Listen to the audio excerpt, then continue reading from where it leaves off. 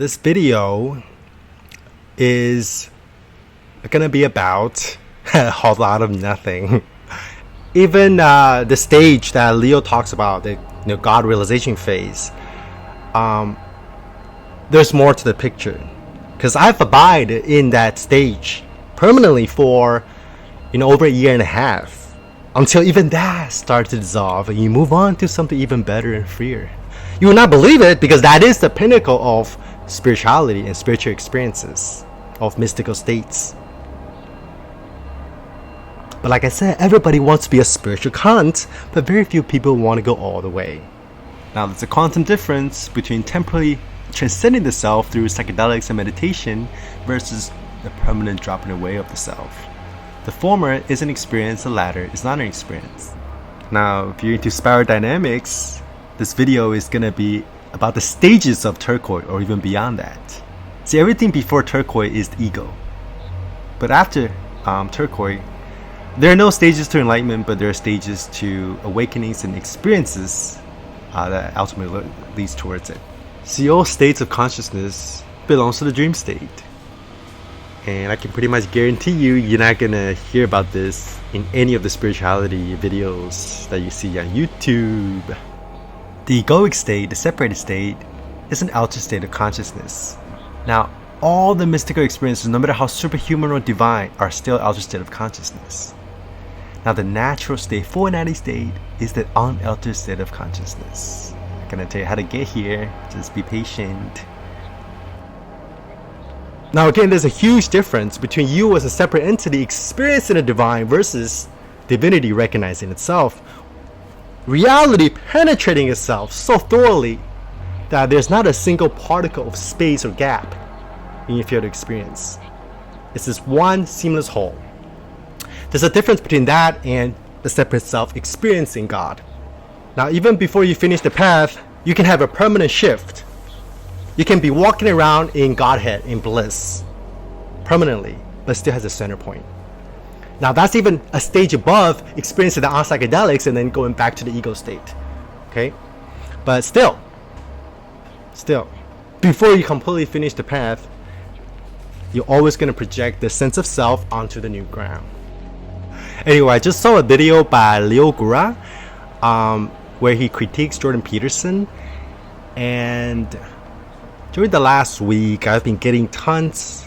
I think every third of my DM is people asking me to do a video on Connor Murphy and my analysis of the situation. And before I go on, I just want to say that this video is not directed at Connor or Leo or Jordan Peterson, because I don't know who they are. You can never have access to another person's state of mind. My hope is that this video, because those guys are such big influencers, now they've actually done a lot of good and reached a lot of people, but there's some trappings in their teachings that could actually be transcended if your goal is enlightenment, or the natural state, the deepest level of our being.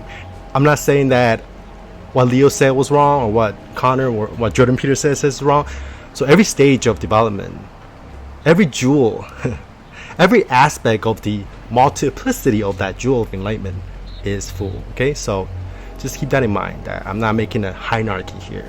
The infinite in the finite, the divine in the mundane, poop, awareness, consciousness, body, intention, trees, clouds, skies, space, time, all manifest out of. Now you might say, what is the purpose of all these different stages and grounds? Well, to put it very simply, again, they're just a byproduct of the dissolution of the self. And once the self dissolutes, you get a bigger opening. That's it.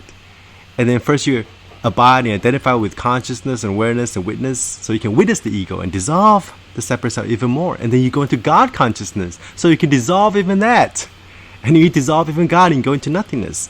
But if you craft a new identity out of them, you're just piling on more conditioning, so you're going backwards. And it's hard to go backwards, but people get stuck. And then they create more separations. That's why you see those people who hasn't gone all the way going around getting mad, or telling people, hey man, don't you get it? Everything's consciousness, bro. Everything's love, everything's God. Once the self completely dissolves, even the bubble of consciousness or awareness is seen through as lenses of perception that also pop. There's no place for their functionality anymore. I mean, I'm having an experience, sure, but it will not occur to nature, this is consciousness. There's a huge difference there. But see, the only way to transcend whatever level that you're on is to make it disappear, absorb it, until it's so fully yours that you don't see it anymore. That's how you truly understand something. So I always say that to find the true self of no self, it's like an eyeball that can't see itself, but it sees everything else. You're not going to be able to experience or even see that quote-unquote no self. If you experience emptiness, that's not true no self. If you experience nothingness, that's not a true no self, right? Transcending the ego, dissolving the ego, that's awakening. Now, transcending even quote-unquote God consciousness is enlightenment. If transcending the self is like an eyeball that can't see itself, then transcending God consciousness is experiencing reality without a mirror. Only reflections. Because after a very deep awakening, your next step is to deconstruct even the background, the source. See, a lot of people still stand on a source with this eternal being where things are arising in and out of. But that's still a projection from the separate self.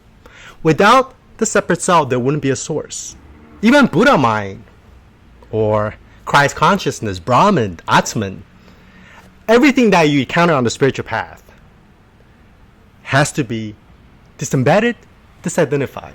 See, spirituality must eventually be transcended. Spirituality is a program, just another program. It's a program that's used to dissolve all the previous programs, like the sex program, the CEO program, the bodybuilding program, the atheism program, the postmodernism program, the religious program, the pickup program. But to return to the natural state, spirituality itself must also self-destruct.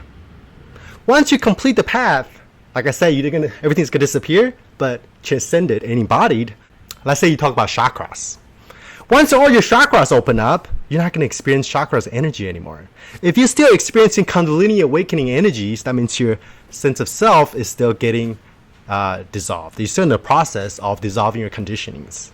Because what chakras are, what Kundalini awakening is, it's nothing more than a byproduct of dissolution of the separate self. All mystical experiences are the byproduct of the dissolution of separate self. If the egoic state is an altered state of consciousness, it's psychotic, it's insanity.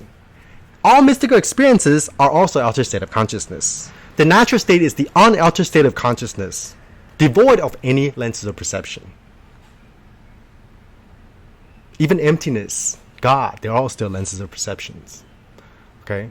Now, the people who hasn't experienced the non-experience of the unaltered state of consciousness of Natty State, the full Natty State, are always going to confuse enlightenment with altered state of consciousness, because they only have the egoic state and the altered state of consciousness either on psychedelics or meditation to compare their experience with.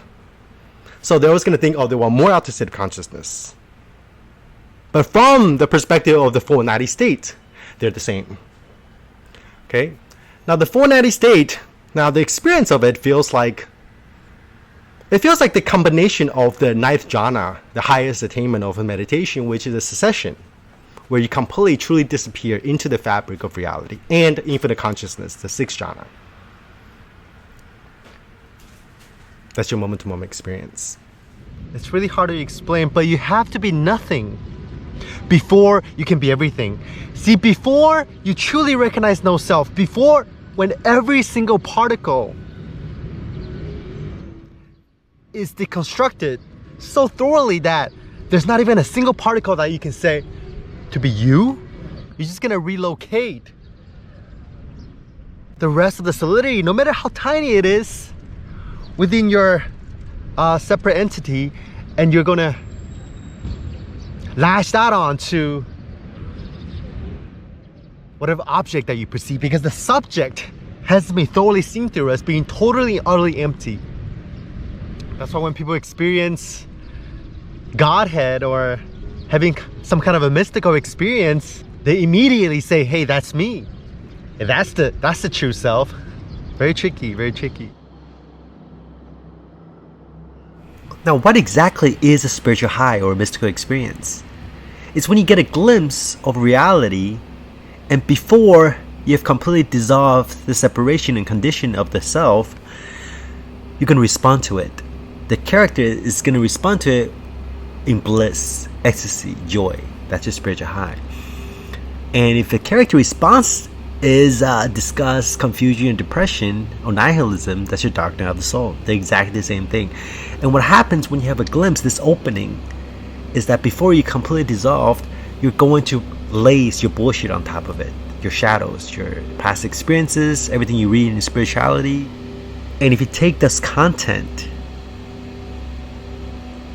to be the quote-unquote truth about ultimate reality, or identify with them, then you're in trouble, because instead of just continuing to dissolve the separate self, you're actually piling up more conditionings.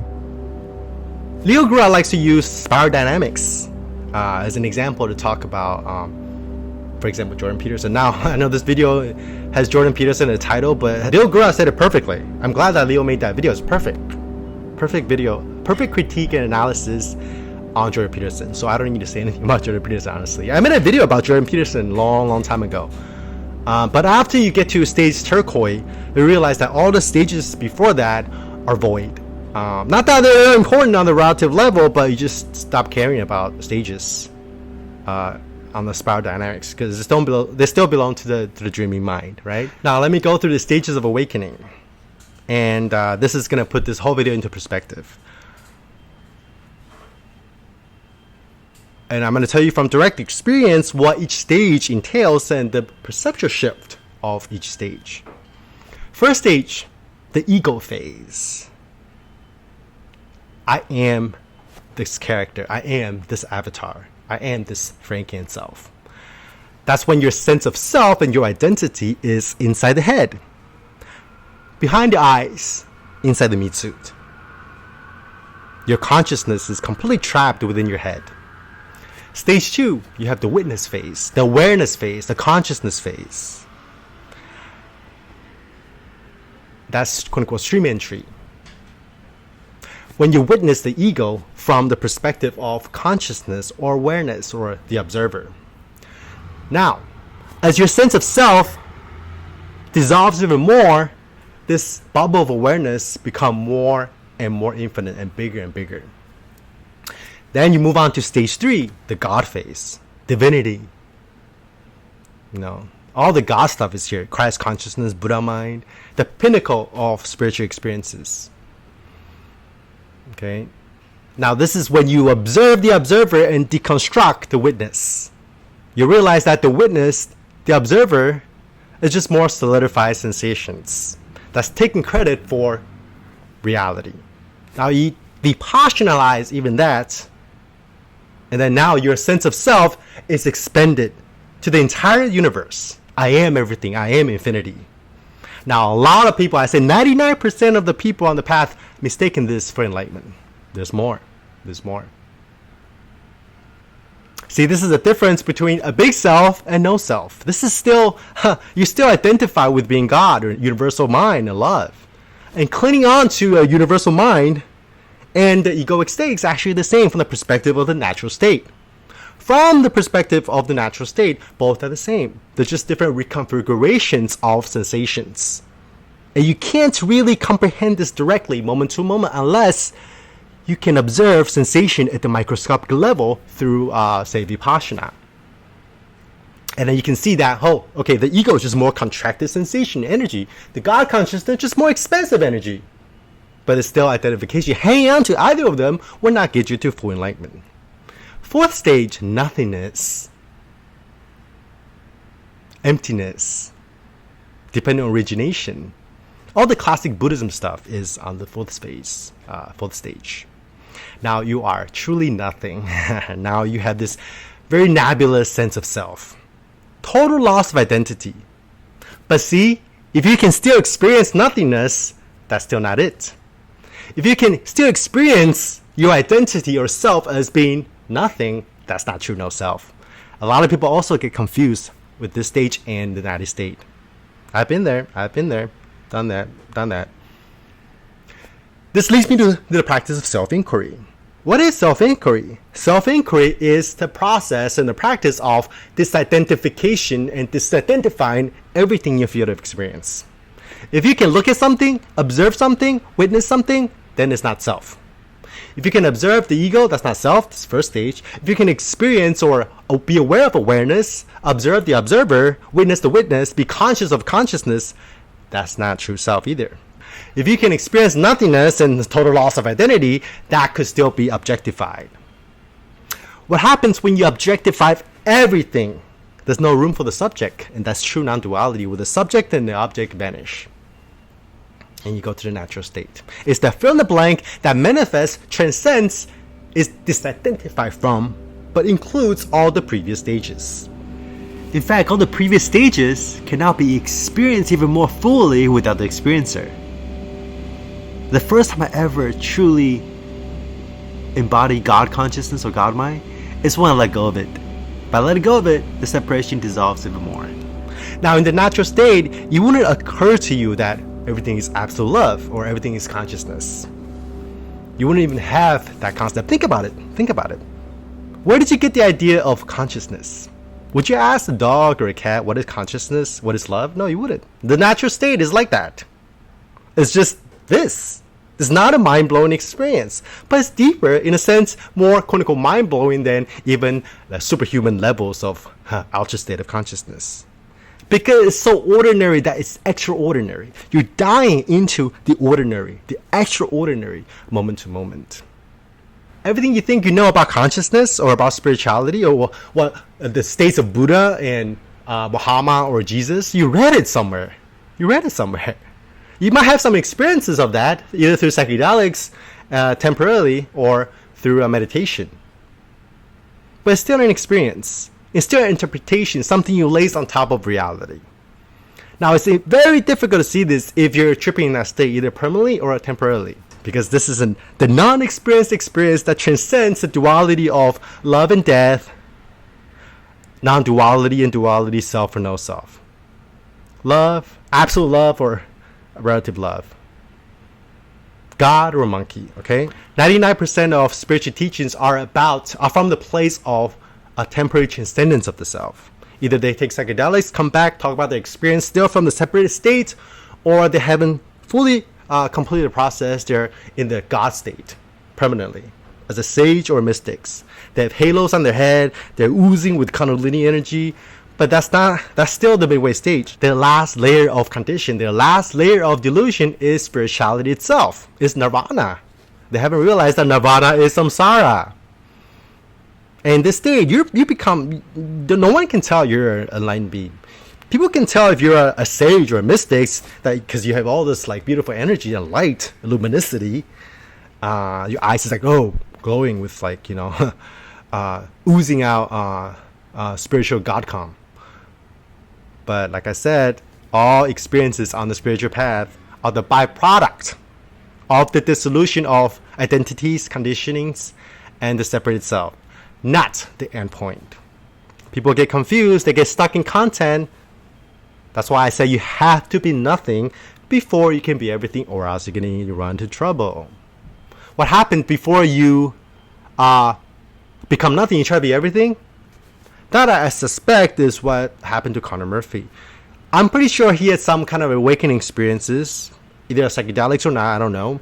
But it's pretty apparent that he had experienced everythingness, but he hasn't completely emptied out himself.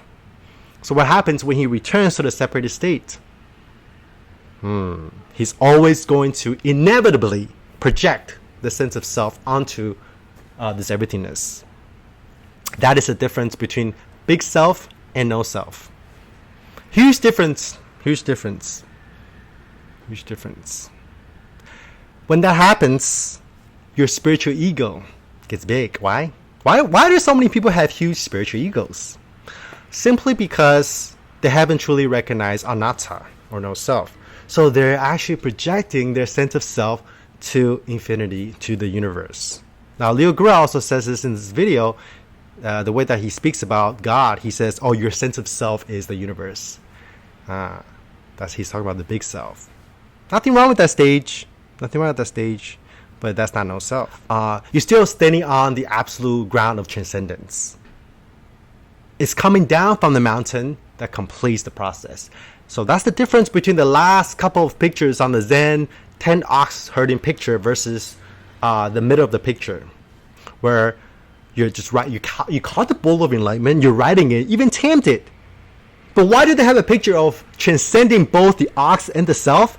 Because even after a very deep awakening or even enlightenment, you're not completely dissolved. That you're just riding the ox of enlightenment throughout your everyday life and doing things from that perspective. Now, there's an even bigger difference, a quantum difference between that and the next few pictures, which is transcending both the ox and the self. Because if you transcend the self, the ox will also disappear. That's when the next picture is just this circle. That's going back to the source. That's the emptiness phase, the nothingness phase. Okay. And then, I think, I don't remember the pictures, but I think there's a picture of just the mountain, which, you become truly non-local. You become, when you look at the mountain, it's just the mountain perceiving itself. It's just the infinite apprehending itself. Eternity gazing back at itself. A mountain is just a mountain. So it's not you perceiving the mountain because there's no perceiver inside. There's no seer, no hearer, no thinker, no doer. It feels like you don't have a body or a mind. That's why the picture of the mountain, it literally feels like you are completely gone. You don't have a body, you don't have a mind. And when you walk around the world, it's just the universe walking. When you eat, it's just the universe eating. Your entire body is the quote-unquote Dharma body. And every part within this whole is dependently originating to make this moment the perfect moment. It's amazing. But still, you can even transcend that and go to the last picture. You become a normie again in the last picture. Complete ordinary. Nobody can even tell you're enlightened. And in that picture, that's the true Buddha. That's true Buddha. So Leo made a mistake by thinking that Buddha is walking around permanently in some DMT trip. I mean, in the mid-stage, yes. When you're still riding the oxygen enlightenment, yes. Because he thinks that the enlightened being is this guy with halos. He's extremely special and extraordinary. It's true and not true. Now, sages and mystics, they've woken up within the dream. A complete enlightened being has woken up out of the dream. This is why sages and mystics have a lot of followers, because they're still a being. They're still not all of them, but a lot of them have not completely dissolved their conditionings. That's why they still have halos on their head. And that's why they attract a lot of followers. And what happens? Well, you see a lot of fucked up shit that a lot of sages and mystics do. That's because they still have shadows. That's the difference between, let's say, Bodhisattva, Arahat, and Buddha. Now, when I say Buddha, I'm talking about your true nature. I'm not talking about historical Buddha, because no one knows what he said. Again, everything you think you know about the Buddha and Jesus, there's stuff that you read. See, Bodhisattva, this compassionate, infinite compassionate being, infinite love, that's someone who is at stage 3. The infinity phase, the love, universal consciousness, compassion, being, the Atman. And Arahat is someone at the 4th stage, the nothingness phase, the nirvana, the emptiness, death phase, right? The numb being, the Brahman, that's the 4th stage, the nothingness phase. And the Buddha is the combination, merging and transcendence of the two phases. And stage 3 and 4 are just different sides of the same coin. Because nothingness and everythingness, infinity, love, and nothingness, emptiness, they're two sides of the same coin. And throughout your journey towards the end of the path, you're going to go back and forth between those two phases. And this is also kind of in accordance with the Theravada Buddhism map, where you go through the rising and passing away, which is your spiritual highs, bliss, and ecstasy, versus the darkening of the soul. And you can't stabilize the highs and the lows unless you have a fruition or a cessation where you completely become unconscious. The 9th jhana. And you go through the cycles thousands and thousands of times until they'll merge as one. They go beyond the duality between nirvana and samsara. They go beyond the the trappings of being a compassionate person. Because that's still a trap. If you still feel like you need to wake everybody up and be a compassionate being and help everybody, you're still on the ground. See, true compassion will only arise when you completely dissolve the separate self. Permanently. You want to be able to help people when you want and not help people when you don't want. See? And Arahat is still, quote unquote, stuck in the transcendence of the nirvana. They haven't dissolved their halos yet. They're still stuck in the phase where he's an enlightened being. The ultimate attainment is non-attainment. But you have to walk through the path. You can't just be like, a fully enlightened being is just a normie, right? I'm a normie. I don't need to do anything. Well, true. But from the ultimate perspective, you need to access everything before you can disidentify from everything. Right? That's also why self-inquiry is very hard to do if you haven't dissolved your solidity in your field of experience and your body mind. Why? Because if you still have any sense of solidity left, that sense of solidity can still be looked at, or is mistaken to be the one that's looking. Thus reinforcing a duality between the witness and the witnessed. And if you don't access infinite consciousness through the sixth jhana and make that your permanent state, if you don't access infinite consciousness or Godhead, you can't disappear into it. You can't collapse into it. You can't disidentify from it, right? So you have to go through the stages. Ultimately, there's no such thing as spiritual knowledge. Enlightenment is the end of knowledge, end of mind. That's what truth is. That's what love is. That's what God is. And again, this love isn't the kind of love that you feel as a human being, the emotions. Because emotions and passions, they all come and go. This is a love without any emotions, a cold love. So love, death, true life, it's all the same. Right? You cannot manifest all of reality in the present moment if you don't die. And the only way to die is to love yourself so completely, all your fucked upness, all your imperfections. Reveal all your shadows until you dissolve into love.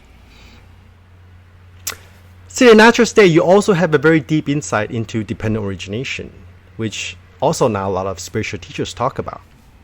Now, if you can't see dependent origination in real time, you're going to be standing on the ground of oneness. See, the deepest form of unity includes both oneness and separateness. Or you're going to be sitting on the ground of consciousness, and you're not going to be able to transcend existence and non-existence because you're going to be stuck on the ground of existence. This is very weird, but let me explain.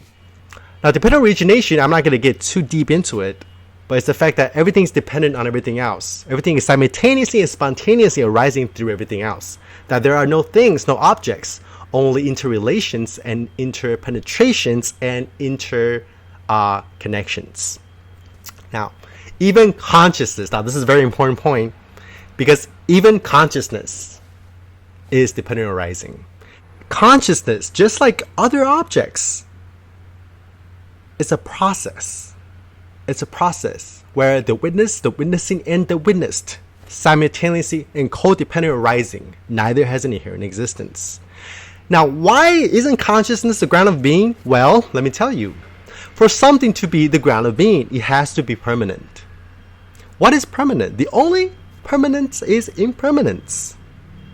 Now, when something is true, quote unquote true, it has to be permanent throughout all history, experienced through all beings. Now, ask your grandma if she fell asleep and have experienced dreamless sleep in her life. If she has, then there are states in her life that doesn't require consciousness. Even some really awakened sages say, oh, I've experienced consciousness even in dreamless sleep. Well, the only thing that could be said about that is that particular person experienced that. That's it. See, if you had successions, if you had fruitions during meditation, you're very clear that consciousness is not permanent. Consciousness is dependent arising. It's dependent arising through unconsciousness.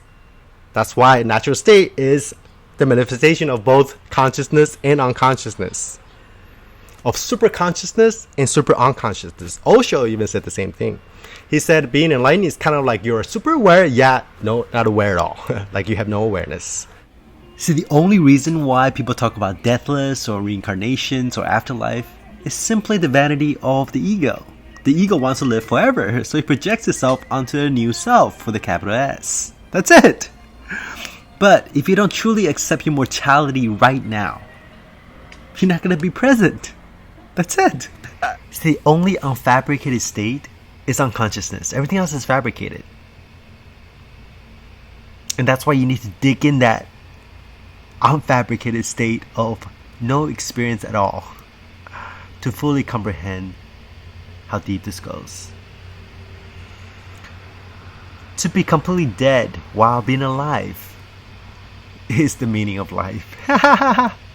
But you can manifest all of life and experience everything fully every moment unless you're dead.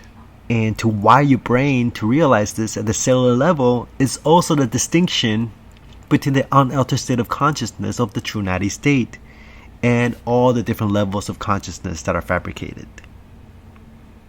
Because unconsciousness is in a totally different order than consciousness.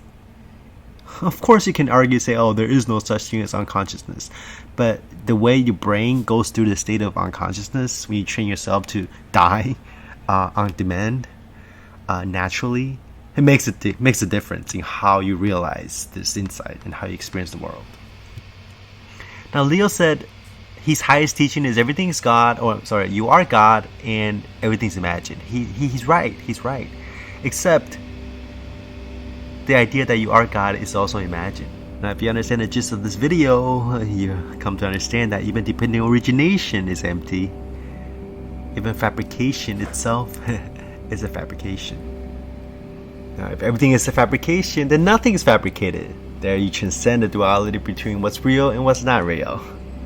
So the natural state, just not different from any other state actually, but on the relative level, when a cluster of sensation hijacks other cluster of sensation and thinks that it causes that, or that's identified as being a self, when all sensations are devoted to self, then there is a difference. But ultimately, it's the same. So you really have to penetrate each atom of sensation and disappear into it until it loops into the other direction and become the entire universe, where the whole experience of expansion and contraction loses meaning. Before stream entry, you realize that the thinker is just another thought. The ego, the self, is just another thought. No different from any other thoughts that are rising and passing away simultaneously and spontaneously out of nowhere. Again, it's not coming in and out of a source. It's just boom. Because emptiness is not a substrate or a source or a background. Emptiness is dependent origination. Now, after stream entry, when you move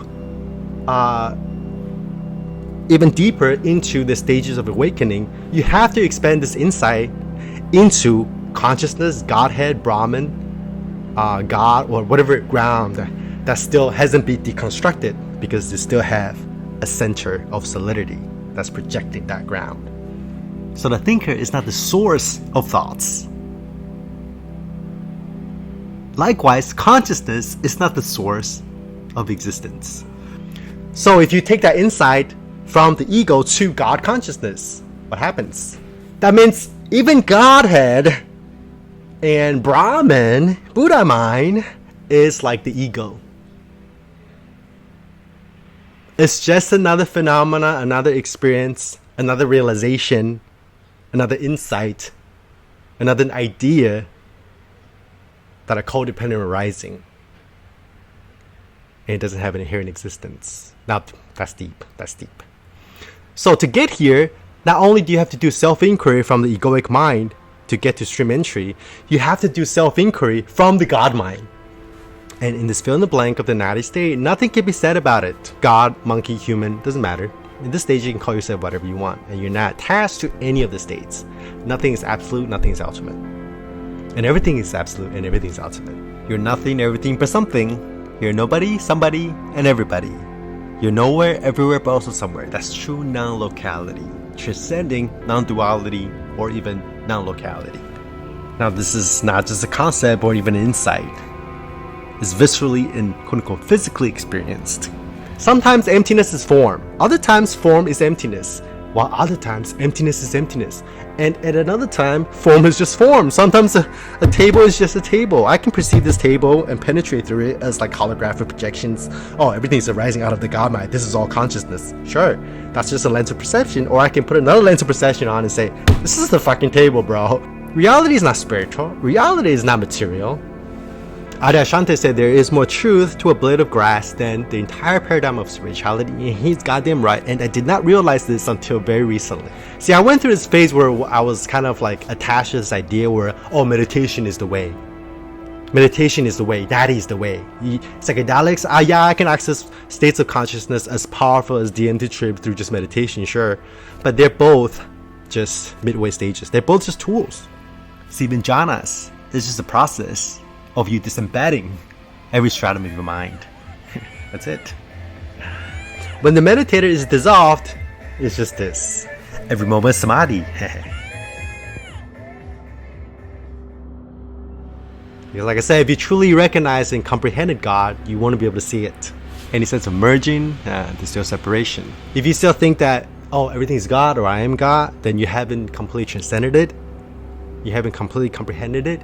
You haven't completely embodied it. So wisdom is not something you accumulate with the mind. It's stripping away all the falsehood until you're left with that which cannot be simpler, and that which has always been the case. So the only thing that you gotta do to break a spiritual Kant's ego is ask him to show you where their insights, realization, or mystical experiences. If it's not right here, right now, the day you were born, even before that, or when you die, or even after that, for everybody, then it's not it. Show me your emptiness, bruh. Even emptiness is empty. Now let me give you the last piece of analogy. Imagine the whole process of awakening as lighting a piece of wood on fire. Now if you get glimpses of transcendence of the self, that's lighting the wood on fire, and the fire stops burning after a while. The first glimpse, 5 seconds. Second glimpse, 5 minutes. Third glimpse, maybe 5 weeks or 5 months. Now what happens after the fire stops burning? You gotta clean up the debris. That's your cleanup. That's your dark night. Now if you don't set the fire permanently, you're gonna go back and forth between spiritual highs and spiritual lows for the rest of your life. Eventually, you're gonna cross the threshold where the fire will never stop burning. It burns permanently now. That's your moment of quote-unquote final awakening, or some people call self-realization. Now this is an on and off switch. If you have doubt about this, you haven't crossed the threshold. And again, this is the difference between temporarily transcending the self versus permanent dropping away of the self. But even after that, there's still going to be some wood there, some solidity, some conditionings left. And again, for a lot of people, they haven't dissolved the last speck because they're sitting on it. So whatever you think is the ultimate truth to reality, dissolve it. After it's all said and done, the fire is just fire, there's just the sun, no more solidity. Then you can go back to the dream state and play the role of a spiritual teacher or a CEO or a porn star without any frictions.